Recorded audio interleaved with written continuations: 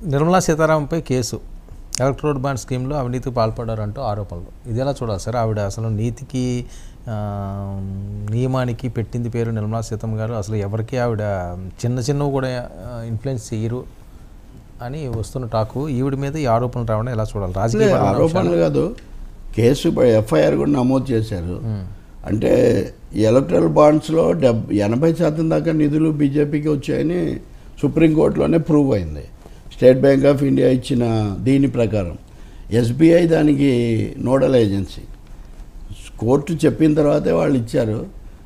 దాన్ని సుప్రీంకోర్టు అది రాజ్యాంగ విరుద్ధమని రద్దు చేసింది. కానీ అంతకుముందు జరిగిన వాడివి విచారణకు లోబడే ఉంటాయి. ఇప్పుడు అరబిందో దగ్గర కానీ ఇంకా కొన్ని 2-3 సంస్థల దగ్గర వీళ్ళు నిధులు తీసుకున్నారు. అప్పుడే ఈడీతో కూడా దాడులు చేయించారు. ఈడీని ఉపయోగించి ఒత్తిడికి గురి చేసి నిధులు రాబట్టారు.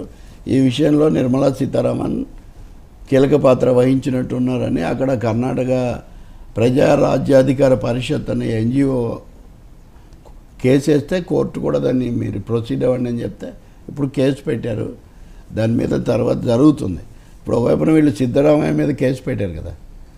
అవును, పెట్టారు. వీళ్ళు వాదిచ్చారు ఊరికనే ఆధారాలు లేకుండా. అంటే మేమన్నా సర్కమ్స్టాన్షియల్ ఎవిడెన్స్ ఉంది. మీరు కేసులు పెట్టిన వాళ్ళు, మీకు డబ్బులు ఇచ్చిన వాళ్ళు ఒకరే అవ్వటం అని న్యాయమూర్తి కూడా చెప్పారు. దాని మీద జరుగుతుంది. మీరు అన్నట్టు మాట్లాడితే ప్రతిపక్షం మీద విరుచుకుపడే ఆర్థిక మంత్రి నిర్మలమ్మ ఇలాంటి కేసులో చిక్కుకోవడం అన్నది బహుశా పైకోర్టుకు వెళ్తారేమో. ఇంకోటి కూడా మన మీడియాలో ఒక ఎక్సైజ్ స్కామ్ అట్లాంటివి వస్తే ఎంత హైలైట్ చేశారు. అవును, మరి ఎందుకు చేయలేదు?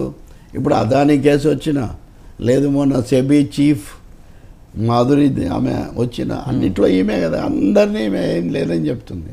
ప్రతిపక్షాల మీద మటుకు విరుచుకుపడతారు. ఇప్పుడు మరి ఎఫ్ఐఆర్ని ఎలా ఎదుర్కొంటారు? కేసుల యుద్ధం కూడా నడుస్తుంది కర్ణాటకలో. వాళ్ళేమో సిద్ధరామయ్య మీద పెట్టమని గవర్నర్ చెప్తాడు, వాళ్ళు ఇక్కడ ఎఫ్ఐఆర్ పెడతారు. సార్, తమిళనాడు ఉప ముఖ్యమంత్రిగా ఉదయనిధి స్టాలిన్, ఏపీపై తమిళనాడు